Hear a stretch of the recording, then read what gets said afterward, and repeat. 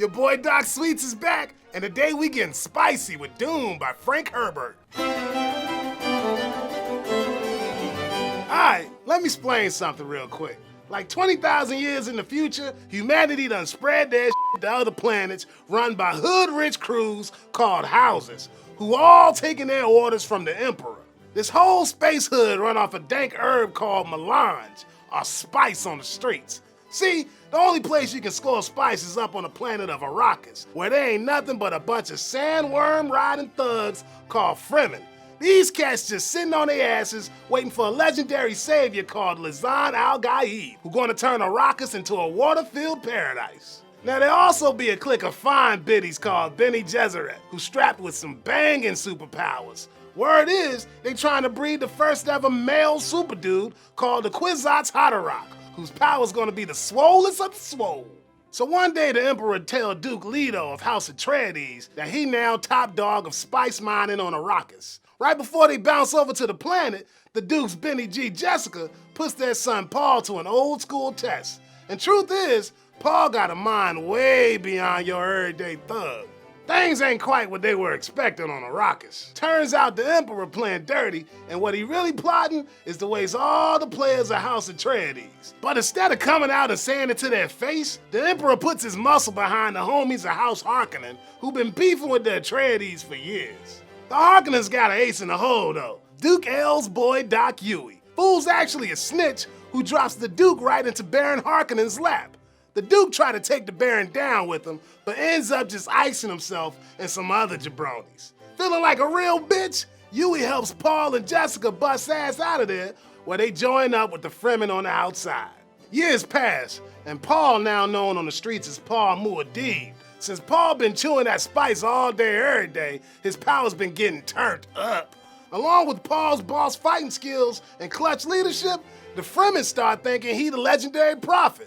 So MDZ rallies up his Fremen posse to stomp them Harkonnen scrubs. But before they roll out, Paul decides he's gonna step up his game. So he takes a long pull from the water of life. When he wakes up from a nasty-ass drink nap, his power's so damn ballin' that he can see past, present, and future like it ain't no thing. Using that sight, he find out that the Emperor done assembled a big-ass army that he gonna use to put the hurt on Paul. So Paul and the Fremen hop up on their sandworms and wreck every fool they step to. Then the Emperor try to throw down, but Paul all like, "Atreides nuts, son!" Snatches the throne like a boss and becomes the new Emperor. Thing is, since he can see the future, he realized he ain't gonna be able to stop the bleak-ass holy war ahead of him. For some brothers, Dune all about the planet Arrakis and ecology. How any little hood can transform a planet and in turn be transformed by it. But for this thug right here, talking about my man Paul Atreides is where it's at. First off, the name Atreides comes from that player Agamemnon from Greek myth. Cause like Agamemnon, even though Paul come from a family that got solid street cred and fat stacks, his future full of tragedy. See, the thing I dig about Paul is that even though he packing some sick powers, he know he ain't all that.